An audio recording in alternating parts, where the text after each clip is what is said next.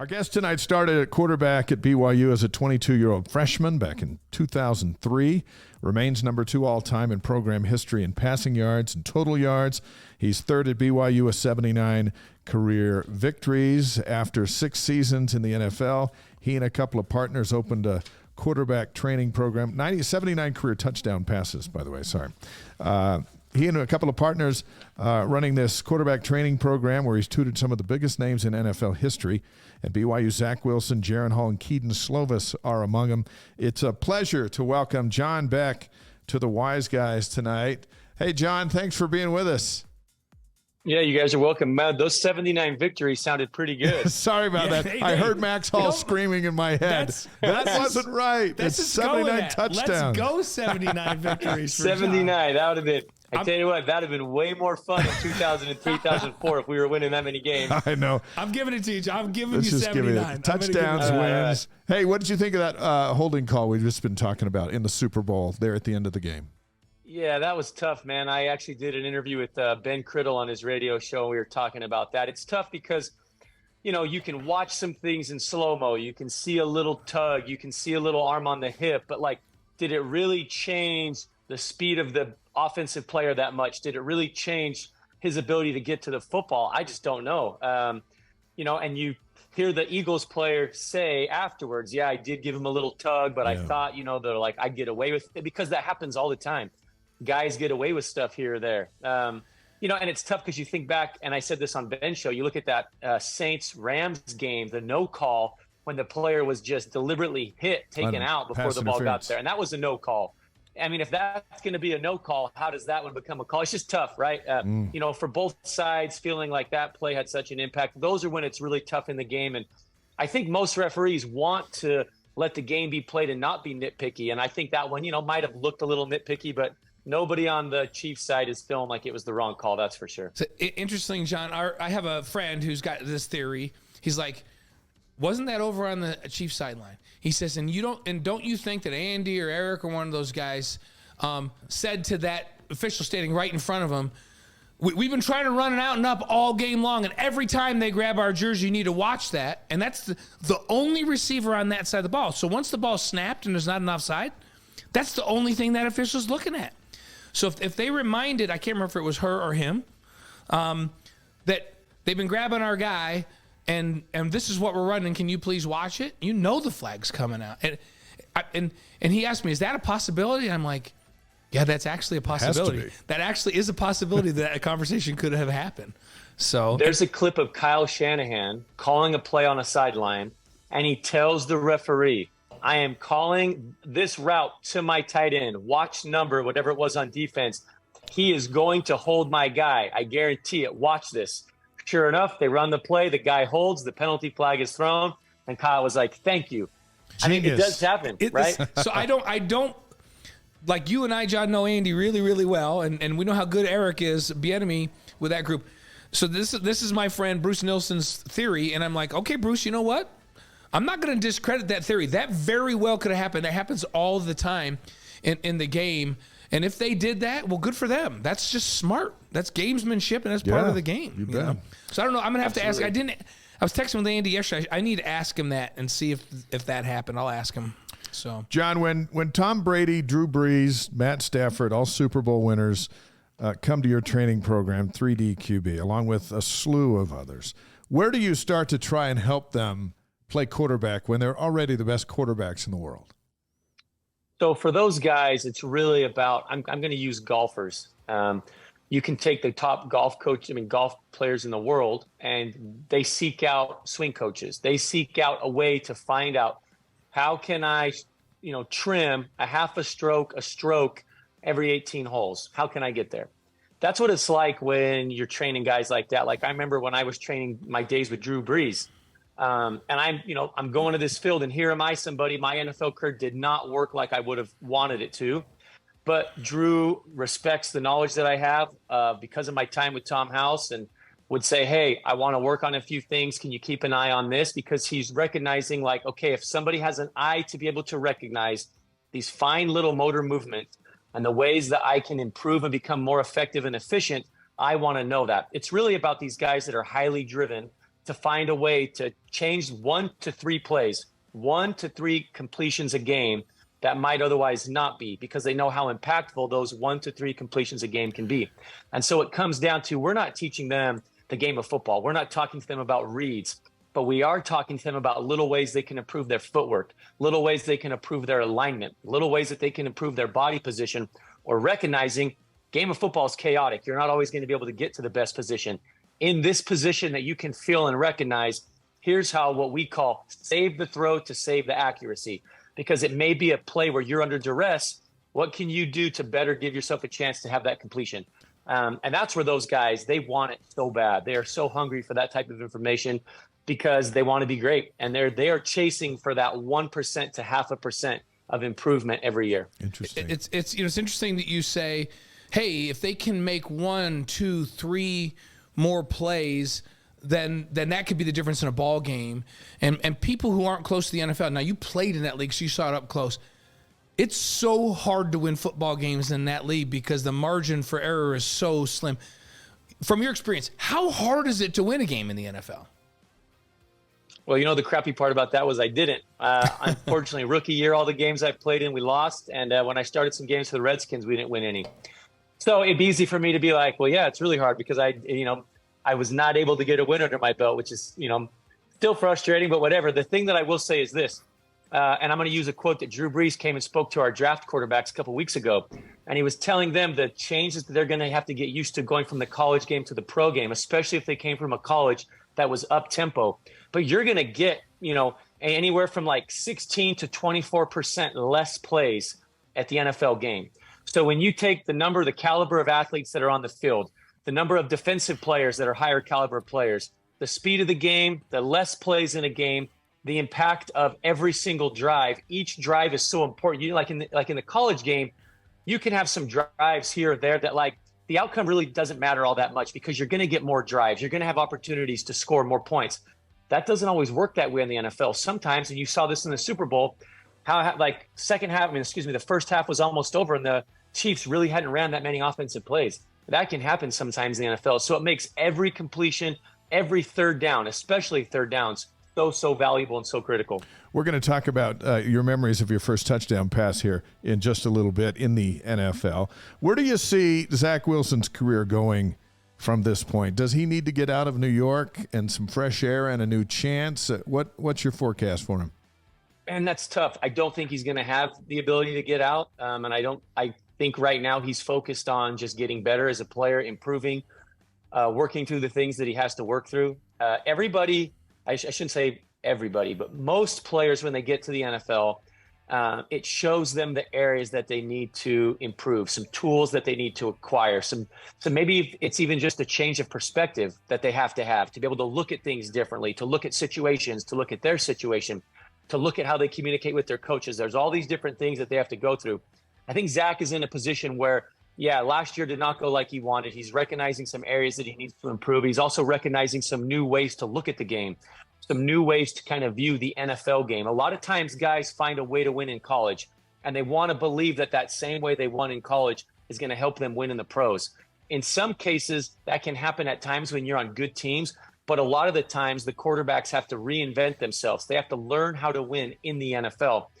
I think Steve Young I swear I've read some times where Steve has put out there. I mean, he and I have had this conversation at times when I was a player in the NFL, but I want to say there's stuff out there where Steve has said, look, it is hard to win in the NFL because you have to do it different ways than what you were used to in college.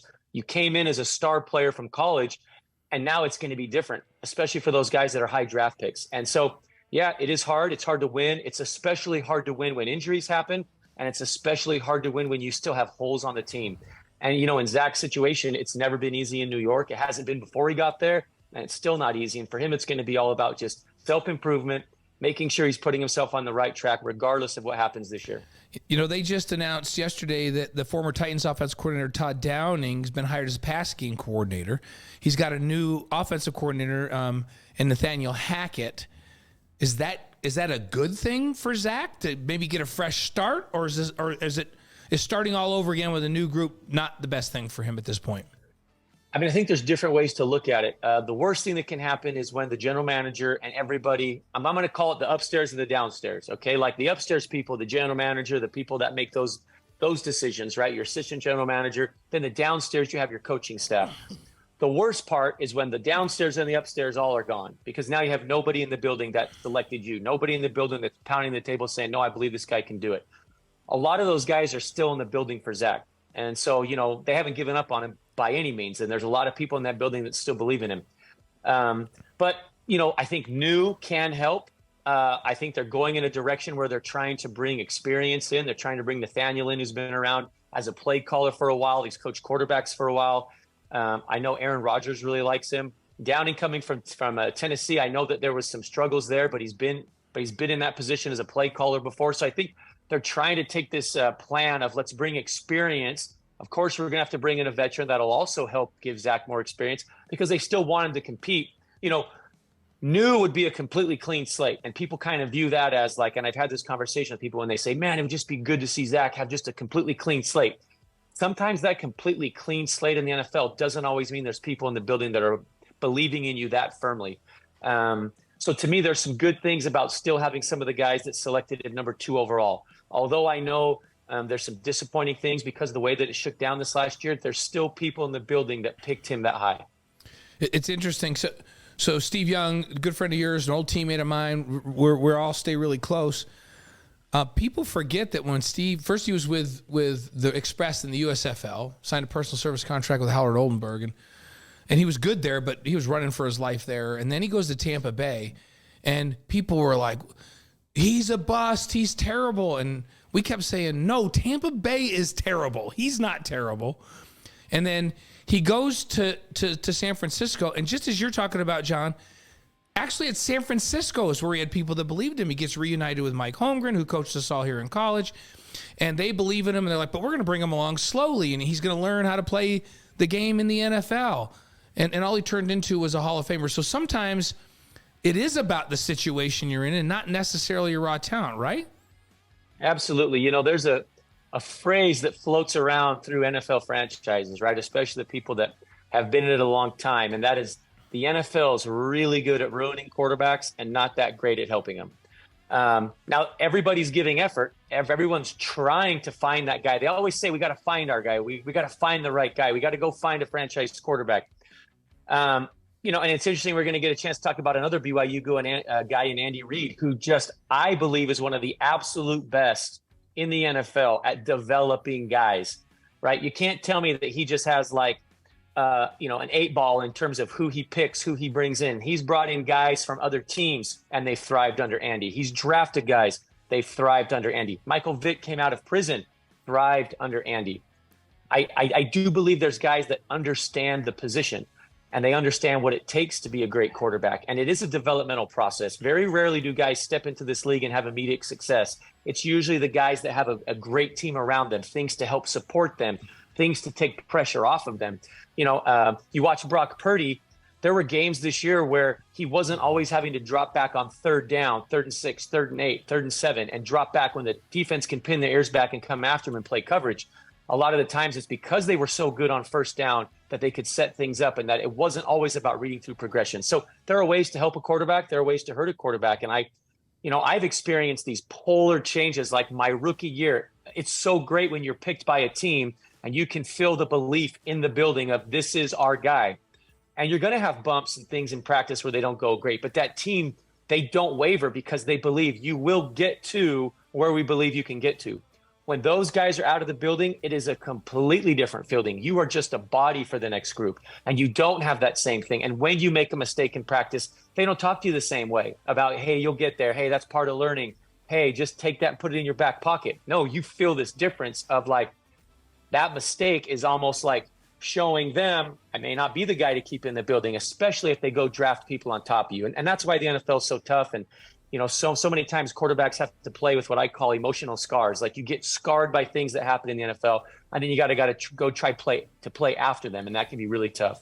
Former BYU quarterback John Beck's on the Wise Guys tonight, live on Facebook, YouTube, Twitch, and wiseguys.com. So in what ways have you helped Jaren Hall now become a better quarterback and prepare for the April draft? And and where do you see him going? Well, Jaren's a cool story because kind of like Zach, I had an opportunity to work with him years before this draft process. And Jaren's a heck of an athlete. Like everybody already knows that. Because of his baseball background, there's a lot of things that he picked up really quickly. He's been throwing the ball great out here. For him, a lot of it's been about getting healthy so that he can go and perform his best. It was fun to watch him have a couple solid days down there at the Senior Bowl. For Jaren, it's going to be about adapting to the NFL game. He has so many traits and qualities that are going to be things that the teams are going to really like. And they're going to say, all right, I think this guy's got some things that we can definitely work with. For him, it's going to be taking what he experienced at BYU. How can he utilize that to help him as he adapts and learns to a new NFL offense? I would say Jaren's thing that helped him at BYU be so efficient was he played in one offense there the whole time. The thing that's going to be different is this will be his first time since high school, since he got out of high school, of getting a new playbook and learning a new playbook and learning new schemes. So for him, it's going to be, I believe it's about reps. If you want to get better at quarterback, you got to play quarterback in situations that feel like the real thing. I learned this as a backup quarterback. You spend so much of your time trying to get mental reps, trying to get reps after practice to simulate what practice really feels like or what the game would really feel like. But at the end of the day, you want to be a better quarterback, starting quarterback, you got to play like a starting quarterback, meaning you got to get those practice reps. So I hope Jaren goes somewhere where he gets a ton of reps in the offseason. He's in a spot that he can just go through those learning experiences and learn by playing those new plays that he hasn't experienced it before. What round do you think that puts him in? Oh, man, it's tough. I've heard so many things. His agency that's representing was very high, and some of the things that they've heard, like, man, I really think this team, the way they're talking to me, I think that it could, be up there, a day 2 pick. And then there's there's some teams that, they throw out the red flags, like, hey, the age, the injury, those things. It's going to be interesting to see where quarterbacks come off the board. So Jaren's where he lands is kind of a mixed bag in what I'm hearing in terms of some people say, man, he could jump up. Like I said, that day 2 pick, who knows where it goes. And then, you just never know in the draft. Sometimes the guys slide and they slide to 4, 5, and 6. And it's not because they're any less of a player. It has to do more with about when quarterbacks come off the board and which quarterbacks or which teams are selecting quarterbacks and the type of quarterback they're chasing. And also there's a big kind of game that's played in those middle rounds. Teams are trying to find a way to get the guy they like a round later than they think he would go. Like, man, well, maybe I can grab this safety and then I can still get my guy in that next round. Teams do that a lot. I do that all the time in our fantasy drafts, and it usually doesn't work out for me. But I'm the only one that won a fantasy league this year, so don't listen to his fantasy stuff, John.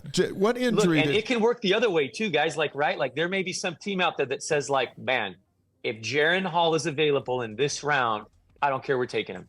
They can fall in love with him as well. And that's why the whole what round, it's so unpredictable. But here's what I tell all my quarterbacks that I train. I said, guys, look, I'm telling you, I've lived it, and I've been doing this a long time. The round you go in does not matter at all. All that is an entry point into the NFL.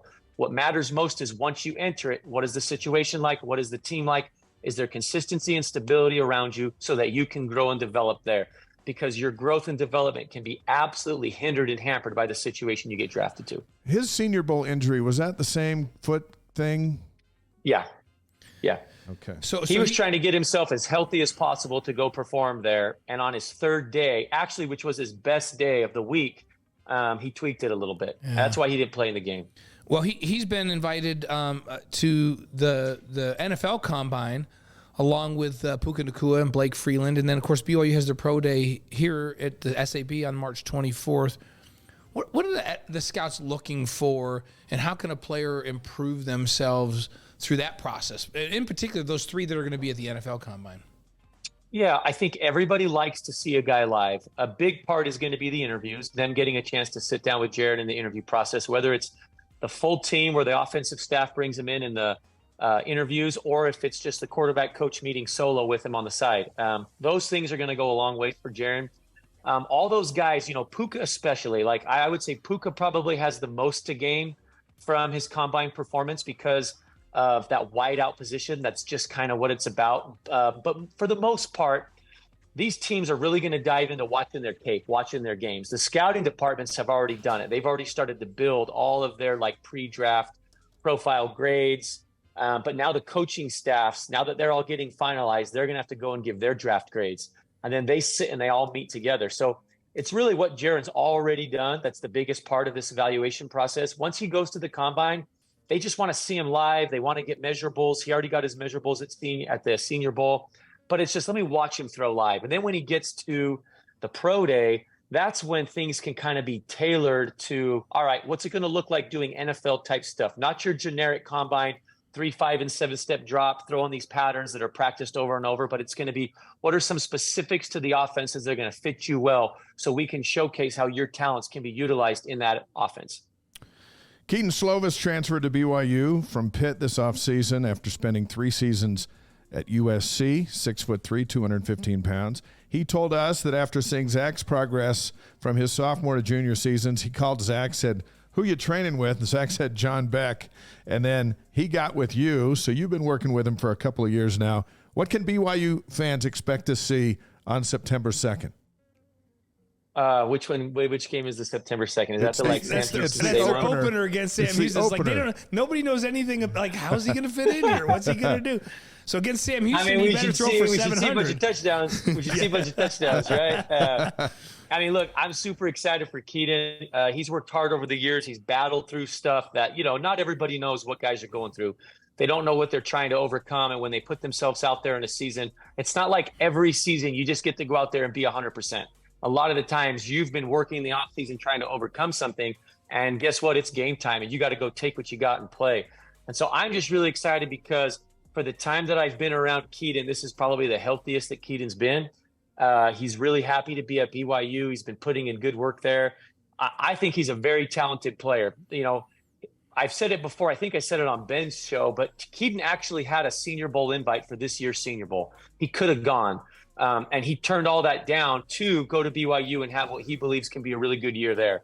So, it's been great to see him link up with the coaches. It's been great to see him with his teammates. It's been great to have guys out here already throwing with Keaton. And I'll see him when I head up to Provo as well. I just think there's a skill set there that's going to fit A-Rod's offense really well. He's going to have a lot of guys around him that have been in that offense. It's not something where somebody comes in and they're like, all right, I'm going to take the current group, teach them the offense, and let's go grab a quarterback from outside of it, teach him the offense, and let's try to make things work, which that kind of happens in this transfer era. But what cool thing is he's coming into BYU with the same coordinator that's been there for a long time, with a lot of guys that have experience around him. And I think all of that's going to really help. And I expect that when they enter the season, it looks pretty well like a well-oiled machine. And he's got some great chemistry with the guys. And they're adding BYU. They lacked some punch at running back last year. They're adding a 1,000-yard rusher transfer from UNLV, and the highest-rated freshman recruit that they've ever had at BYU out of El Paso, Texas. So I have some people to work with, and Ropati back, and Miles Davis back. So he'll have some help in the running game. I was going to ask you about, you spent a lot of time with him, John, and he. The thing that's really interesting that I'm hearing out of practice from the players and the coaches is, man, this kid just fits in here. And they're not talking about scheme and all that. They're just like, we're really pleasantly surprised. It just seems like he's been here forever with these guys. He's very comfortable here, seems to fit in with the culture. The whole, this is an LDS institution, doesn't seem to even faze him. What can you tell us about his background and your work with him that's allowing him to fit in so well with this team right now? Well, it's who Keaton is. He's just a great person, just a good person. Does all the things the right way. He works hard. He's punctual.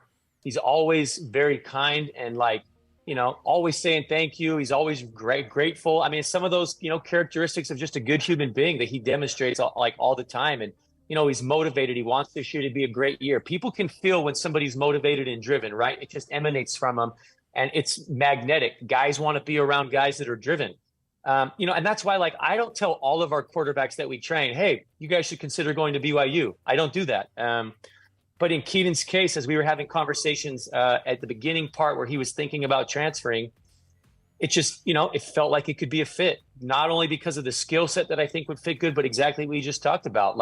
The person has to be a fit as well. And I try to take those things into consideration when I do reference BYU as a place of all right, well, as a leader of the type of people that are there, would it be a good fit? And I can tell that Keaton's enjoying it. I can tell that he has felt like, man, look. And we lost John. Let's see if we can get him back. Yeah, we'll try to get him back on. It's an interesting conversation because as I've talked to some of the coaches and those that are working with them in their off-season workouts, overwhelmingly, folks are talking about, wow, like he's just such a good fit. And I go, oh, you mean like he fits into the system? Like he's got the right arm, he can make all the throws. They go, oh, no. He can do all of that. Like his physical skill set, that was not a question to begin with, right? He can fit into any offense that throws the ball. They're saying we're talking about his leadership and the way he is interacting with the guys and his comfort level on campus and in class and the way he's interacting with the coaching staff. Like he's already establishing himself as a leader and seems to be really enjoying his time here, and the other players can feel that, right? And so that's huge. That's huge for somebody to come in as a grad transfer his senior season and to just come in for 1 year and to already have people saying that about him, right? And we're working on patching him right back in with us. I think it's going to be with that offensive line and the running backs and the return receivers that both you and John were talking about. When they take the field, I just think it's going to be kind of a cool moment. He described it as a well-oiled machine. He's back with us. Hey, guys. That's all right. It happens. Hey, John, don't feel bad. Sometimes planes fly over and everything changes. I got a brand new computer, John.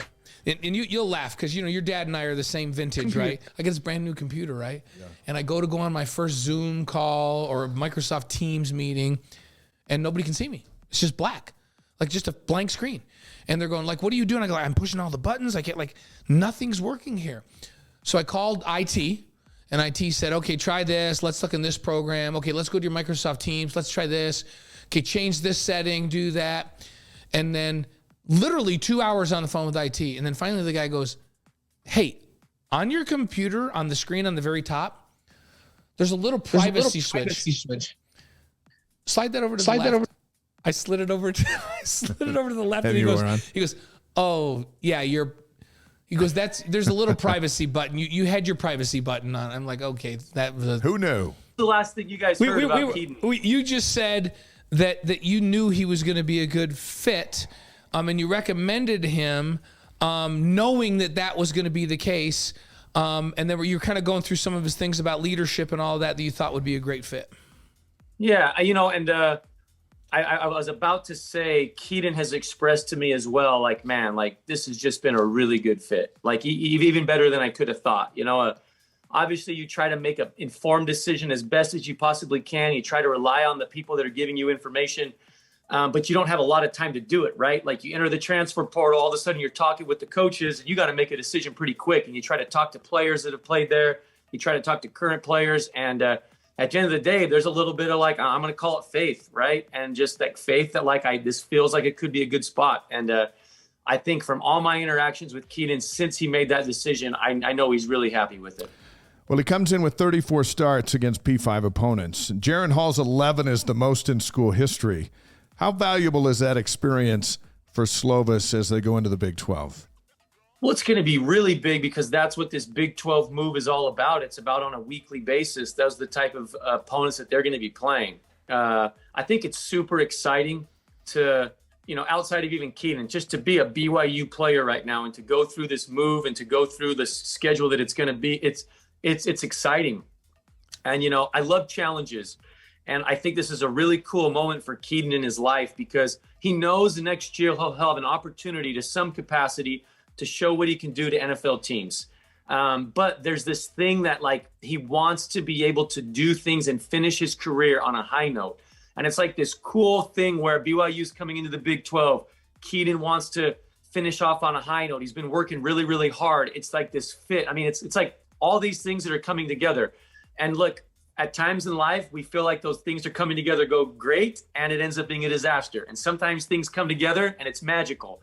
And I'm really hoping that this can be the latter, right? I really hope that things can go well for him because like we've talked about, he's just an absolutely awesome young man. He does all the things the right way. He's talented. And I'm really happy for what the fit so far has looked like. John, he was on campus at practice during spring ball. This is before he had made his final decision. And I had a really nice conversation. He was there with his parents and talked to his parents as well. And I said, why BYU? Like, why are you here? And he just said, I look at BYU and I feel like this is a place where I can really fit in. He goes, I understand the culture. I grew up in Arizona. And he's like, and this is the kind of offense I want to play in. This is the type of coaching staff I want to play for. I feel like they can help develop me. And if I work hard enough, I can make myself this year lead this team to a bunch of victories and make myself a better pro prospect. And in my mind, I'm like, oh man, we have got to get this kid. Like I was just so impressed with that, with his reasoning of why he was even there on campus. And the Pine kid from Notre Dame was there at that same time. And I know BYU kind of had their pick and they talked to you, and those things that he was saying made them go, no, this is the direction we want to go. We want Keaton Slovis. And I'm with you. I hope he has a phenomenal year. What people don't know, you've worked with Ryder Burton as well, right? Haven't you worked with Ryder? Yeah. And so we haven't talked much about him because he's an incoming freshman. He's there now, and he's like a gym rat kind of a like he's in the film room every day. He's been there for months, like trying to learn this offense. Talk to us a little bit about Ryder's skill set, because down the road he's going to be in the mix to be maybe BYU's next great one after Keaton. Yeah, Ryder's got a lot of ability. He's a very talented kid. I think he's going to be one of those kids where being in a collegiate system is going to help a lot. He's going to learn to play the game a different way, because at his high school, they offensively did some things that I don't want to say vanilla, but I'm just going to say vanilla. And they relied on Ryder's playmaking ability to create more or do more. And at times that can hurt and help a quarterback, right? And there were times that sometimes Ryder tried to do too much, tried to put too much on himself and his ability. The thing I really like about Ryder is there's some Zach like that, just, man, so passionate for the game. Got to kick the kid out, right? You got to tell him to go home, stop watching tape, go home. Like, I love working with those people. Like, that mindset really just resonates with like the approach that I tried to have for the game. But, I've learned over the years as a player and as a coach, the fine way you have to balance that out with guys. And some of the coaching things that Ryder's going to need are different from some other guys. But at the end of the day, there's a skill set there. There's a talent level. As we pushed him out here, we saw him improve in areas that like he didn't really get to use as much in high school, because that wasn't really what they did there. But it's going to be able to be used by A-Rod. And so for him, it's all going to be about, all right, now we got to give you some reps of playing this game this way. And, it's kind of similar to like what I said about the NFL, learning how to win in the NFL. Ryder's going to have to learn how to make some good decisions, not always put everything on his shoulders, trying to make the amazing play. It's about making the smart play, checking the ball down, right? Like getting out of bounds, protecting your body. He's still a little bit on the skinny side coming out of high school, right? For as athletic as he is, he's going to be running around a lot. And if you're going to be that type of a player, you better learn how to protect yourself. A lot of young players, and I can say this because it happened to me, right? You get knocked out pretty hard one game and you realize, wait a second, timeout. I can't play this game this way. But I do think he's going to be a talented player. And, it just comes down to, it's not going to come down to his work ethic. It's not going to come down to that. It's not going to come down to if he loves football or if he's talented. It's going to come down to other things. It's going to come down to decision-making. It's going to come down to learning how to lead the guys. It's going to come down to learning how to handle pressure situations and calm yourself and be smart. Those are the things that will be the deciding factor in Ryder becoming the guy that we believe he can be. Hey, people like I remember John really well because I knew you when you were coming out of high school because I knew your family, and when you got back from a mission, he knows what he's talking about because he was a very skinny kid coming out. Yeah. And everybody just remembers the jacked John Beck that was leading that team his senior year. But we remember the skinny John Beck that worked his butt off to look like that, right, John? Like you were slight coming out. I tell people all the time, like, I was a late developing kid. So in high school, like, there was no chance my coach wanted me running around the field. And then I get to college and, like, on my mission, all of a sudden I grew like 1.5 inches on my mission. Like, I came back much stronger, much faster, just from finally like maturing a little bit. But I was still absolutely on the skinny side. I think my freshman year I played at like 192, 193. But the way that I got on the field was creating plays. When plays broke down, I could scramble around. I could make a play. I could, do those type plays. But it wasn't something that I had done for 3 years in high school. So I really lacked the experience of playing that way and protecting yourself. And that's why when I mentioned Ryder, like, I could totally see Ryder just hauling butt into somebody that he shouldn't be and just getting blasted, right? But it's all in like this effort to make a play. And I took a lot of shots that I didn't need to take that freshman year in that just trying to make a play. And then you get smarter, you get wiser, you put a little weight on, and all those things come together, and then you're a much smarter player. John Beck's on the Wise Guys tonight. He threw for 11,021 yards in 4 seasons at BYU. Had it not been for Ty Detmer, he would be the program's all-time leader. Had it not been for Detmer and Jim McMahon, John would hold the school record with 79 touchdown passes. Or That's wins, pretty good company. Or wins, 79. So here's the funny thing, guys. Wins. That's actually those statistics. There's a stat in there because Max Hall always reminds me, I got you by 300 yards. Max is actually the second in school.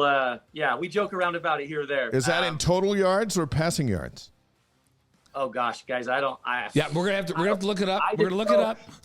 I just know that when Max and I get around each other, he's sometimes like, he had Drew Cowart one time send me a text because Drew is his quarterback. And one time Drew Cowart sent me a text about me like 300 yards behind Max. I was like, did Max tell you to send that? He's like, yeah, he's sitting right next to me. Of course he did. Max always reminds us he's the winningest quarterback in BYU history. We had Max on this show. We've had him on a couple times, John. And he brought Drew in while he was on the show. He brought Drew in, and we talked to Drew. Oh, really? Yeah. How does it feel? Now let's talk about you for these last few minutes. Yes, for sure. How does it feel to be in the mix of Gary Scheide, Gifford Nielsen, Mark Wilson, Steve Young, Robbie Bosco, Steve Sarkisian, Max Hall, McMahon and Detmer, and all the others, to be right there in that group and right near the top of that group? What's that feel like? Only a few guys get to feel that way. Yeah, I mean, it's right where I wanted to be when I went to BYU. I had big dreams, right? I had very high expectations for myself and what I believed I was going to be able to accomplish there.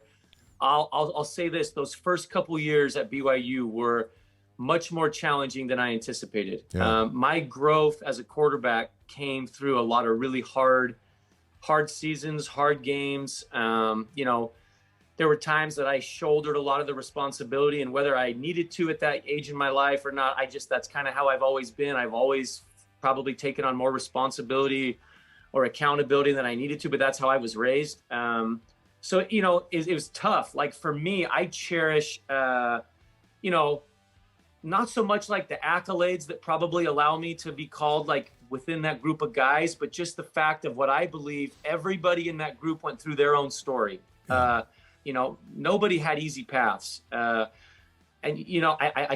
just, to me, it's more about the story of what I like went through and learned and how I can use that to help others. And, yes, it's cool to be mentioned there. I know I'm not in the top guys like the Detmer and Steve Young guys.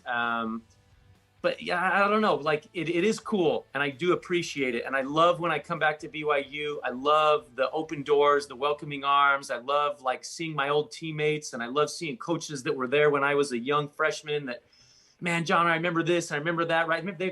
They do remember the tough times, and man, it was so awesome to see this happen. Like, I'm grateful for that. I'm grateful for the whole story, and I do love being a BYU quarterback. I love that I had that opportunity to play for all those years. I feel very fortunate and grateful for Gary Croton, that he believed in a skinny kid that ran around like a chicken with his head cut off at times. I'm grateful that he believed in me, and he saw that I tried to give every ounce of effort I possibly had to be a great player, and it was really, really cool. I feel like I got a storybook ending for all the stuff that was crazy that I kind of was there for in the beginning. Like, yeah, it would have been great to come to BYU in the 80s or the early 90s when things were rolling. Like, I would have loved it. But my story started when BYU was going through some tough stuff. And I feel very grateful for the storybook ending that I got to have, because it's never guaranteed. And I tell guys all the time, like, especially guys coming off an injury or coming off, I'm going to use Keaton, for example. Wouldn't the story be perfect if he had this great season and through all the things that he went through the last couple of years? Wouldn't it be great? And as athletes, you work to try to earn that. You work as hard as you can because you want to make the story happen. But forever, there will always be things out of your control that may not make that attainable. And so I'm forever grateful for my teammates, the coaches, for all the things that were out of my control that helped me have that amazing ending with my team, because I do feel like it was storybook. To be able to play against Utah, have that last play, and then go against Oregon and have that be the last game, like, man, the story just ended so cool there. And when he's talking about this, it's like down memory lane. I remember when they spanked Oregon. Hey, be careful what you wish for, though, John, because I know a guy on this show that came in the '80s as the player of the New York from the state of New York, and ended up backing up Jim McMahon and Steve Young, 2 Hall of Famers. Yeah, timing wasn't great. Yeah. Timing might not have been good to come. That's a great point. You nailed it. And actually, two when I was first-round saying draft that about picks. being in the 80s, I thought of you, Blaine. I was like, I remember your story because your parents, your parents would save me Halloween candy every fall. Yes, they would. Knew I loved my dots. Yeah, no, you needed to be there. My folks love you, John. They absolutely loved you and still do. But yeah, I'm like, when he said you got to be there in the 80s, I'm like, I don't know that you want to come in the 80s. You need to be there when Matt Berry broke his hand. Is when you needed to be there. That's the time. Then you went into the game. Wait, I was there. Yeah, that's what I'm that saying. was That's the time you needed to be there. That's when you needed to be there. Yeah. Oh, that's true. I now see what you were saying. You know what, though? Here's something I've always thought about. My initial plan was to leave on my mission and be able to come back and redshirt a year. And the way that my call fell, I put in to leave in August, and I got called for November, and I ended up missing 3 football seasons. And like, I can remember feeling when I was playing as a freshman, like, God, it just feels like it's been forever since I've played. I would have loved to have just had some more experience before I was playing. You know, my first 10 starts as a BYU player, I hadn't played football for 3 years before those 10 starts. You know, like the first ever college game I ever was on the sideline for, I played in. And the third ever, I think it was the third or fourth college game I'd ever was on the sideline for, I started in. Right, fourth game. And like, it would have been so good to be able to have had like a fall of experience watching another player play college football, because I literally went from a meeting room in high school to then 3 years out of football to then boom, I'm the backup and I'm the next guy up. And you know, John, we covered, Dave and I are lucky. We got to cover all that. We covered all the struggles early and the great, and there were times I was worried about you. I'm like, man, what we're throwing this guy in here. I hope he can survive this. I hope he can survive getting knocked out. I hope he can survive, you know, because we all know that the first time you get in there, everything just looks like this, right? It's just like people fly in front of your face. And 2 things can happen. Only 2 things can happen. Either you can be destroyed because you're thrown in there too early and never get your confidence back, or you can learn so much from that and grow. And thank goodness you did the latter. You were able to learn from all of that crazy being thrown into the fire, and it just made you better and tougher and ended up making you who you were. But there's plenty of quarterbacks that come into situations just like yours and aren't able to overcome that. And so we loved being able to watch that. I don't even know how you did it, because there were times when you were in there as a freshman and things were going on. I'm like, oh my gosh, we're going to ruin this kid. We're going to ruin this kid. You overcame it. How in the world did you get through all of what you just talked about and have the ability to turn it around and turn it into greatness? You know, I really appreciate those kind words, Blaine. I do, because it wasn't easy. And I kind of feel like I need to take this opportunity. I'm not sure how many like youth are watching this or if the parents are watching, but I would hope that like I'm going to try to share something here that I feel like can be applied to a lot of young kids regardless of what they're going through. I felt like I gave myself understanding then.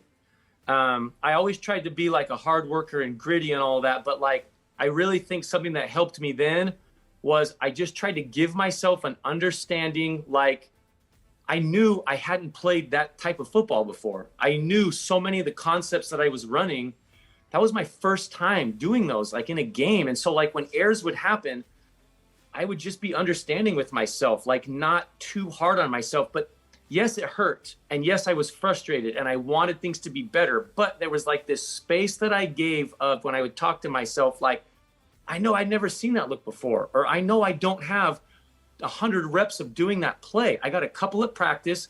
I made a mistake. Okay, I'm going to go learn from it. It was like I just gave myself this like space of understanding of like, you'll get it. It will come. Don't beat yourself up. Spend more time building yourself up so you can get better. And the reason why I said I feel like that's a message is because I work with so many young guys. I help young guys. People are so hard on themselves nowadays.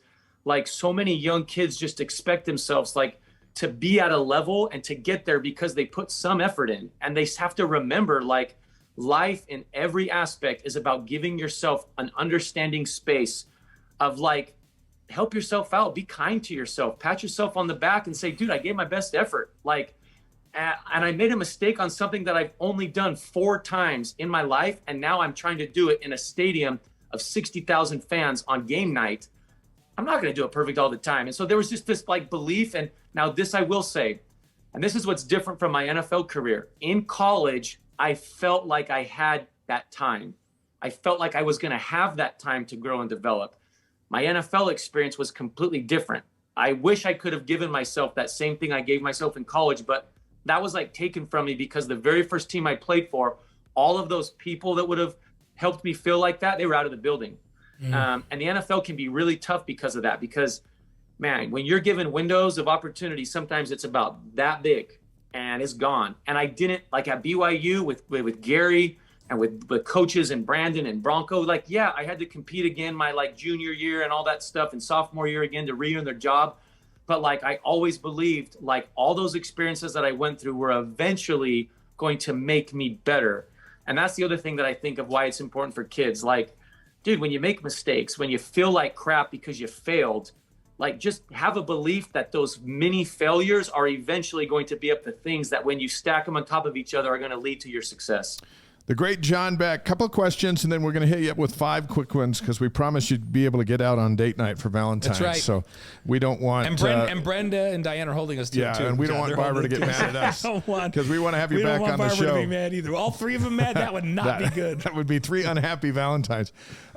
November 26, 2006, one of the most iconic plays in the history of the BYU-Utah rivalry. You throw the touchdown to Johnny Harline to win the game 33-31 as time expired. What was really supposed to happen on that play when you broke the huddle? That was a concept. We anticipated we were going to potentially get 0. And if we got 0, we had like a scissors concept on the front side that potentially I was going to throw something in the back of the end zone to Zach Colley.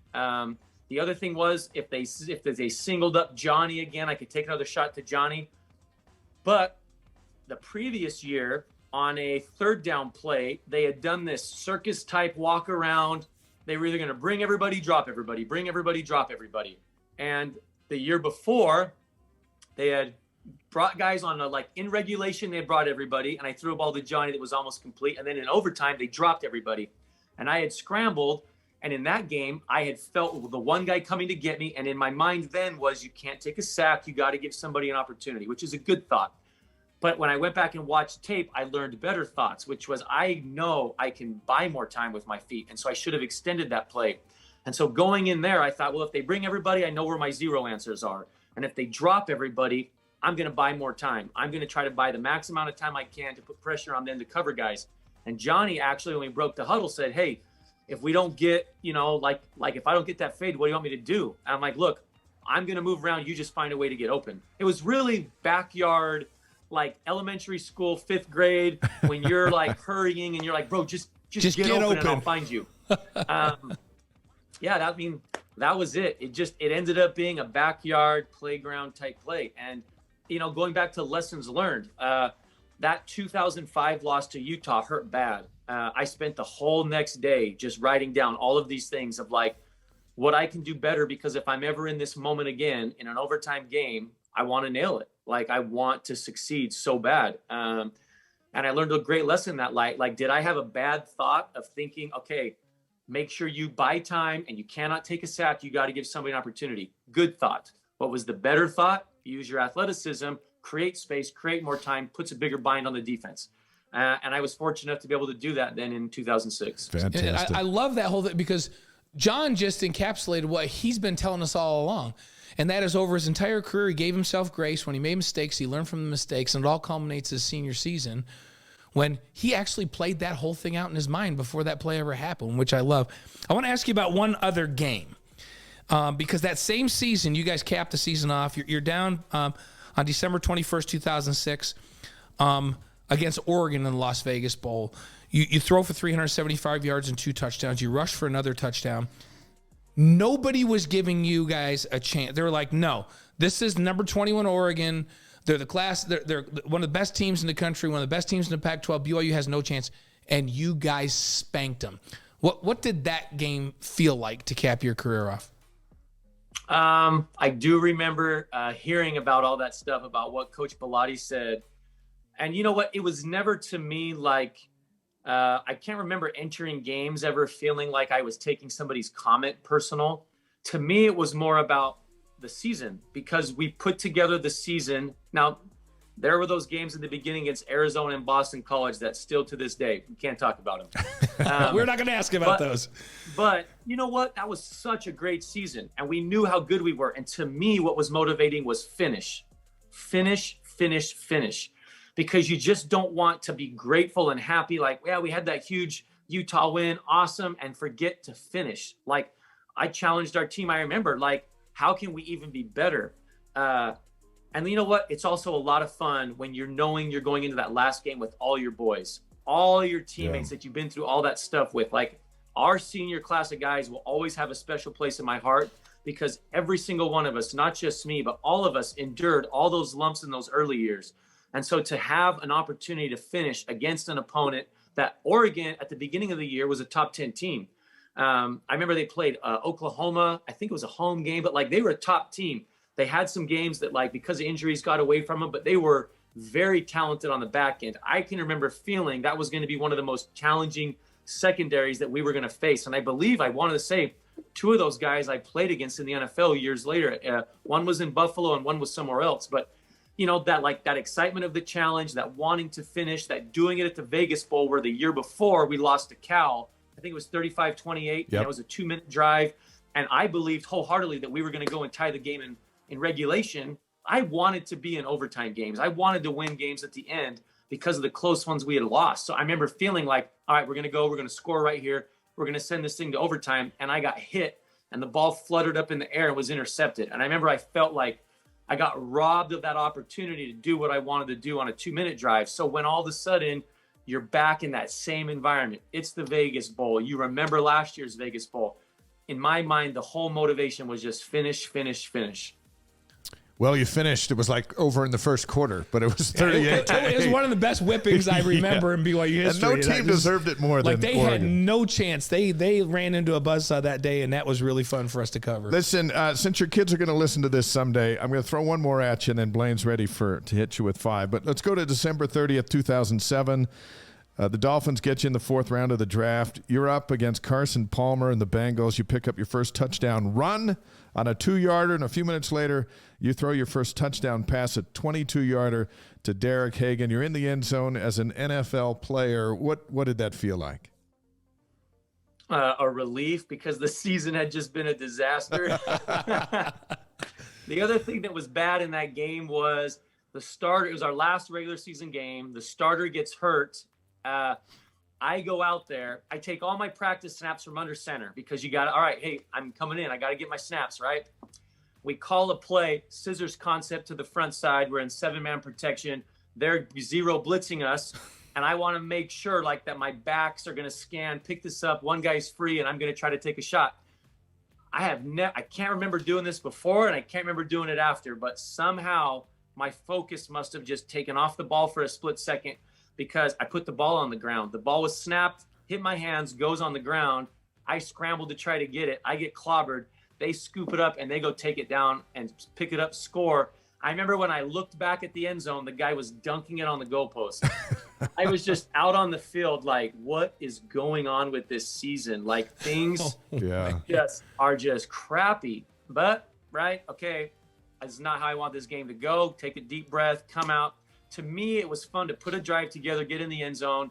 And so to me, there was like this feeling of like, okay, some good things are happening in this game.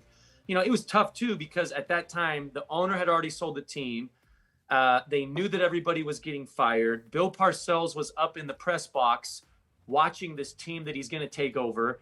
I have no idea how they feel about me, what they're going to do, who the new coach is going to be. You know, you're just in this like weird, how did I just land here when in April I was the 2nd round pick? Like, how did all of this whirlwind just happen? So in that end zone, it was great to get a touchdown. My rushing touchdown was actually, I checked to a quarterback sneak at the line because they didn't cover because they didn't cover the center. Yeah. And so they were giving me a space that I could check to it. And I remember coming off to the sideline and my O-line coach was so pumped up that I did that.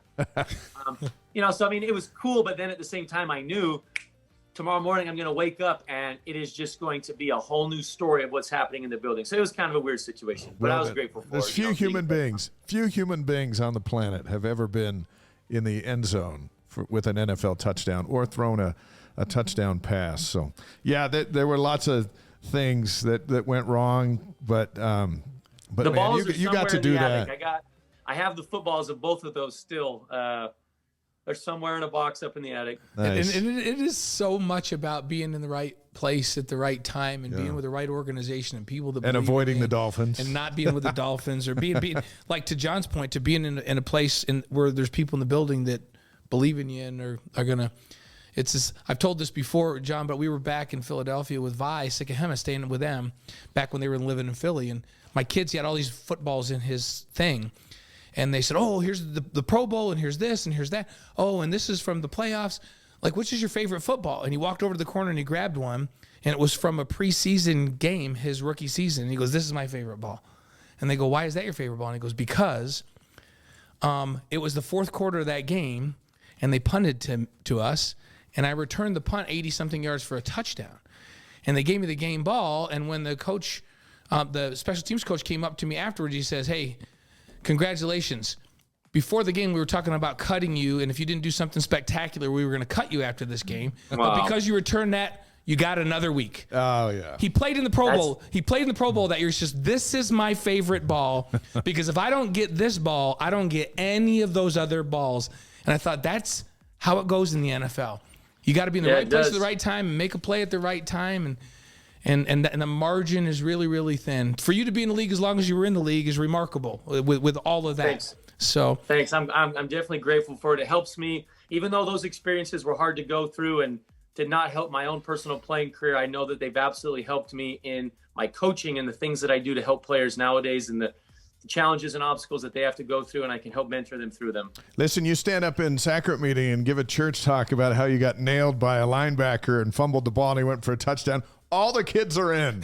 They're listening to everything you say because they are not going to be able to be on that field. Yeah, it's though all those things have definitely, been used at times in the lessons that I try to teach. I think my kids are sick of hearing like my lessons though that I try to give them, but obviously those kids mean the world to me, so I try to teach as much as I can. Well, we always do this tradition where we do these 5 quick questions. You just answer the first thing. It's for people to get to know you. The first thing that comes to your mind when we ask you these, and we'll finish with this so you can go out. Hey, can I do one thing, Blaine, real quick? Not to cut you off, but that question that you guys, it's been stuck in my mind the whole time I've been talking about me and how I feel about being with all those great BYU quarterbacks. Yeah. This keeps hitting me. I remember when I got to BYU, so I was a kid well aware of the tradition of BYU quarterbacks. My dad ran track at BYU, knew Blaine. We were in the locker room together all the time. I love his dad. I knew exactly who all those guys were. I had this video of VHS, greatest moments in BYU football history. I watched it all the time as a kid. I watched all those magical moments, and I absolutely wanted to be just like those guys. And I loved the magic of Ty Detmer. I was at the perfect age when Ty was going through all that stuff, winning the Heisman. It really captured me and everything that I wanted to be as a quarterback. And so I remember coming off my mission and walking the halls every day, and there was that painting of the BYU quarterback factory of all of those quarterbacks, right? And it's got I think it's like 5 or 6 heads of guys, right? Mm-hmm. And I knew I wasn't going to get a chance to play for Lavelle, but I had committed to Lavelle. That's who recruited me. That's who I committed to. And every day that I walked those halls, I absolutely was motivated by all those guys that were ahead, that had gone before me and done great things. And I did absolutely want to be a guy just like those guys, help my team accomplish those amazing wins. I walked the halls at BYU and you see those historic holiday bowls. You see the national championship game. You see all those things that were BYU football. And I knew who were the guys in every one of those games. I knew who was the quarterback. And I absolutely was motivated and wanted to be a guy just like that. And so because of what they accomplished, I'm also forever grateful that I get to be in that group, because I get to join the group of dudes that had done something before me that motivated me, and if there are guys that come after me that feel like that same feeling of these guys that had gone before motivate me, that means a lot to me as well. 11,000 passing yards is insane. just so you know. Yeah, that's where you are. 11,000 passing yards. And John, we were looking at some of these games like when Gary was here. You had a game where you threw 67 balls in a college game. I'm like, those were the days, man. That was awesome. Let's not talk about that UNLV game because, quite honestly, that was not a good night. No, we called that game. We called it. We know that. We're not going to talk about that. Like, I felt very. There's not a lot of games I played where it was like, man, something's just this is not working. Yeah, and you still were 30. You were 34 of 67 for 358 yards. This is Mr. Reference right over here. So you have this note here. What? That was right. That was right during that stretch when I was playing with the separated shoulder, and I remember you battle at practice to play with the separated shoulder. You get it shot up and numbed up for the game, and it feels different every game, and that was a rough one. Yeah, but there was a lot of great ones. Yeah. Hey, I remember when I was in high school, John, watching, and I'm looking at stats, and I'm going, wait a minute, Jim McMahon completed 44 of 60 in a game? Like, I got to go there. That's where I've got to go, right? It's like, who threw it around like we did back in the day, like you guys did? It's a great place, and you're part of an unbelievable. You're part of that fabric of that family and that heritage of quarterbacks. It's an amazing thing. 11-2 season. No one gets those. Or not many. Hey, I'll take that John's senior year with his leadership and that group with the talent, because you guys think about the guys on that team. There were some dogs on that team, right? Yeah, I don't mean like dogs, bad dogs. I mean like DAWGS dogs, right? That team would do just fine in the Big 12. Don't you think, John? Your senior season, that team would be a nice team to take in the Big 12. I mean, that'd be a lot of fun. That would be a lot of fun. I don't know if there's a way to recreate that. I don't know if we got to do something like, oh my gosh, what's the movie where the dude that like the two high school teams they replay Best of Times? Yes. Oh, yeah. Was that with Robin Williams? Was that Robin Williams? Well, they do the whole simulator thing now. We can take that 80 team with Jimmy Mack. We'll take our 80. We'll take in the 83 team with Steve. Don't leave out 79. Our 79 team growing with great offenses in history. The 84 team. Don't leave my team out of there. 96. Let's take that 96 team. We'll take that 2006 team with John. And we'll simulate them against the Big 12. I think those teams could compete in the Big 12. Any of those teams. You think, John? That'd be a lot of fun. I'm really excited to see BYU enter this Big 12 era. And, I remember as a player, people ask me all the time, like, what was your favorite game to play in? And this is going to sound funny because most people would never guess it. They would all probably think, oh, it's got to be the Utah game. Yeah. But, like, man, when we got to play USC, and they were the #1 ranked team in the country, and we came to Provo, there was just, man, the history of playing USC, having a #1 ranked team come. Like, I wanted to have our BYU Miami moment. Like, I wanted to have ours. And that excitement of watching what is the best team in the country on tape and in preparation, I just loved that feeling. And you know what? Like, as I look across, behind you guys have all those Big 12 teams. Like, that's exciting. Like, that's exciting to feel like that's who you get to play now every single week. And it's, for those players that are at BYU, they just got to be excited for the opportunity, excited for the challenge. I think there are certain people that just love those challenging things, and that's why they're attracted to the game of football, because it's challenging in so many ways. So I bet a lot of the guys on this roster are so excited to play that schedule. Oklahoma's rolling in here this next November. fall. It's really cool. And when we look at that slate of teams, there's a chance that a team will roll into Provo #1 in the country in this league at some point in the future. At some point, yeah. Now, here's a given. Somebody from this league will be rolling in here #1 in the country in basketball, probably next year or the year out. Like this is that's a whole different story. That basketball league is ridiculous. None of these guys are going to roll in here with Reggie Bush. When Reggie Bush ran past you that night, what did you think? I mean, you knew what Reggie was. You'd seen it happen, and all of a sudden it's happening there live. I remember he caught a little screen on one side of the field, went all the way back the other way, and housed it. And it was just like, wow.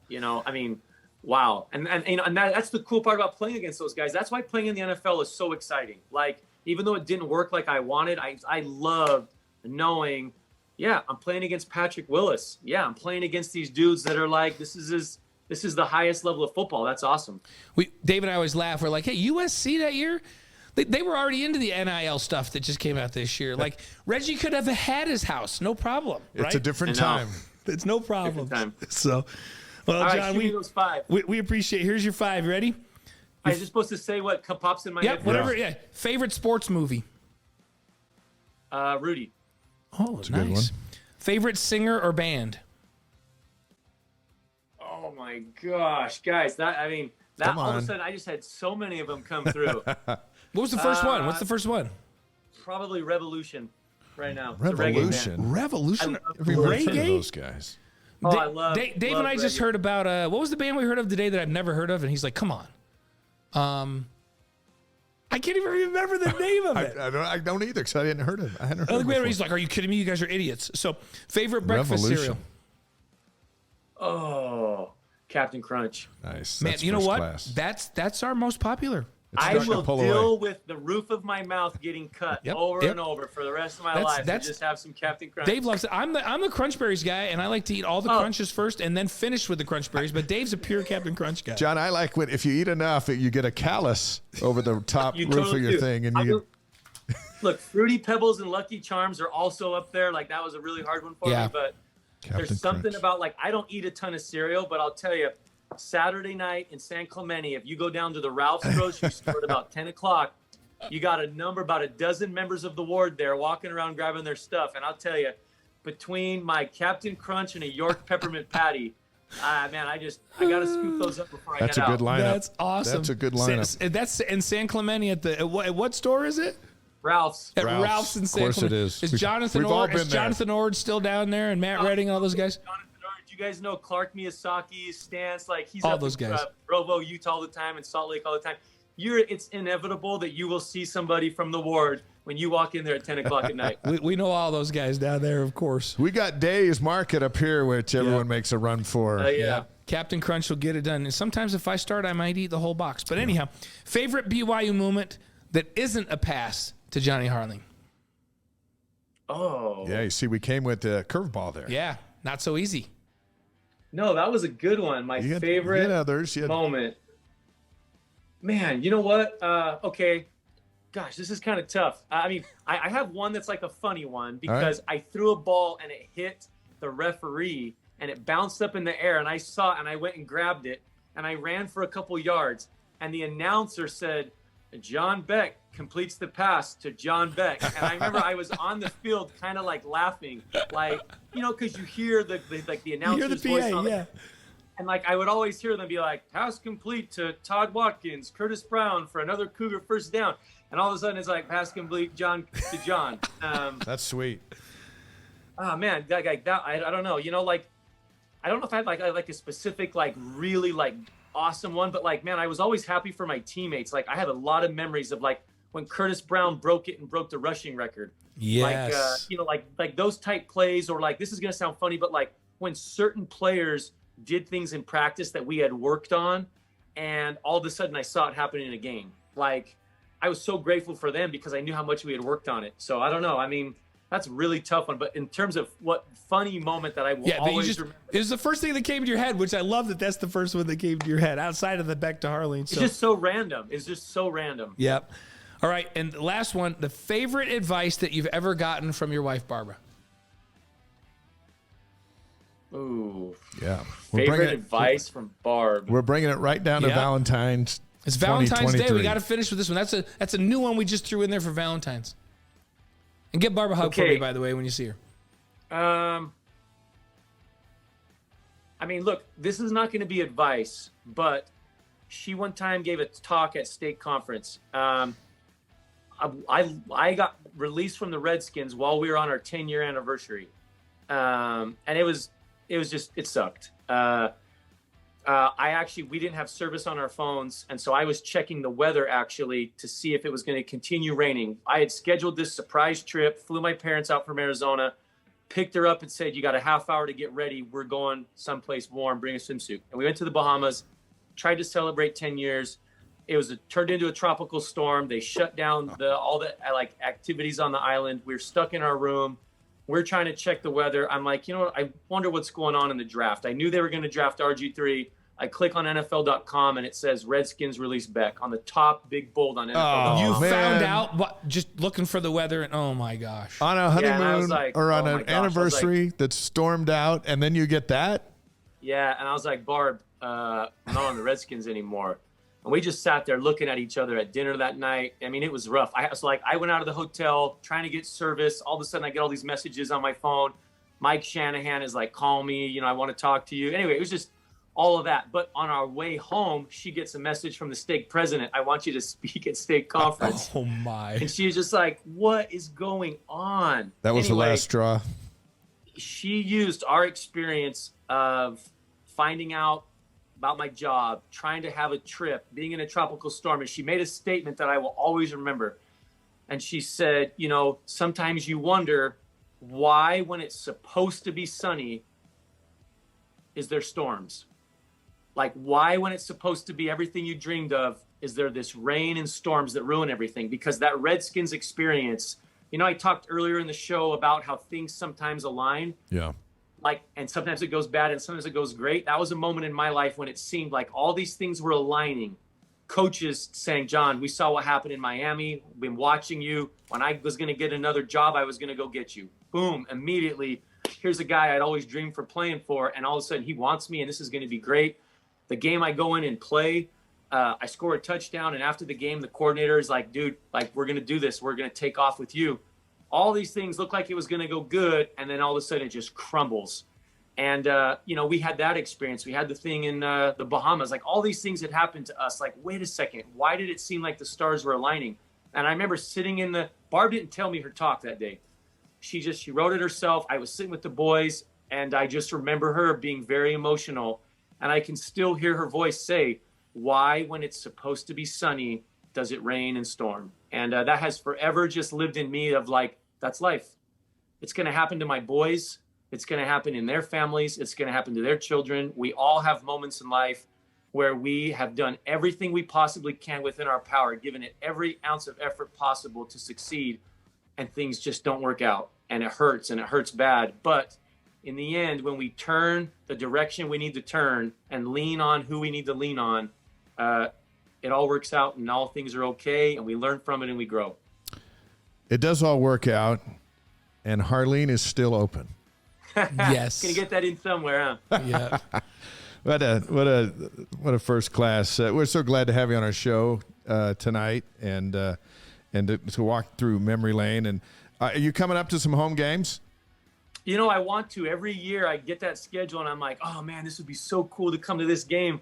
The hard part is my kids play Pop Warner football, and the older your kids get here in California, the later the games are. So my older son that I coach on the team, and all of our games are like 5 o'clock at night, 7 o'clock at night. But I do have that Oklahoma game circled because our season should be over. Yeah, that's It's November. a Saturday night game in Provo. And I do kind of have that one. Like, my boys love coming up to the game. So if it can work out, I want to be there for that one. Hey, on games where you can come up, and that would be a great one, we'll make sure to have you as a guest on game day on BYU TV and celebrate the moment with one of the greats in BYU history. I'm writing them in for the Oklahoma game. We're all going to be there for that. So. I'm down. I right, always John. joke around with Spencer and Jeremy and all those guys like, dude, I'm game if you guys can fit me in. Like, let's have some fun. The only one we can't fit in is Dennis. We can't ever fit him in. Those But two guys. we have Dennis on this show. They just can't fit him in on their show. Spencer and You know, Jeremy. Dennis lives about 10 minutes from me now. Oh, is that Is right? that right? Yeah. Yeah, they always give him a but. They actually have him on the show, but they have this running gag like, well, hey, we're sorry Dennis didn't have time for you today. Hey, look, Spencer and Jeremy have they got a lot to say, but they don't have near the poll that we have. That's so right. We're booking Oklahoma. Booking Oklahoma. It can be my debut as like whatever pre-game, post-game, all that. I'm down. Game day star. We got it. Let's plan on it, and then Hema Hemuli will reach out to you, our producer, and we'll look forward to that. We look forward to having you back on the show, maybe even before then, as the world turns. Are you taking all the kids on your date tonight, or is it just you and Barb? Actually, I'm leaving right now to go to football practice. Oh, we got spring football practice. Valentine's It's Day. all right. There's no date night tonight. It's Okay. just grilling some stuff at the house. Make it up later then. Let her know that's not on us. Okay. That decision was your decision. Hey, give Barb a hug for us, and she doesn't like going out on Valentine's. She doesn't like all the people going out. She's like, I just want to be with the kids. Let's grill at the house and enjoy each other, just being with their family. See, John, also one of his great accomplishments, he married a sensible woman. Yeah. Right. Yeah, nice job. Good move on that. Good move on that. That's probably your greatest accomplishment now that I think about it. So. Have fun at practice, and thanks for being with us tonight. And when you talk to your folks, give them my love. We appreciate you coming on with us, John. I will. No, I really enjoyed it tonight, guys. Thanks. All right. The great John Beck. We'll see you, buddy.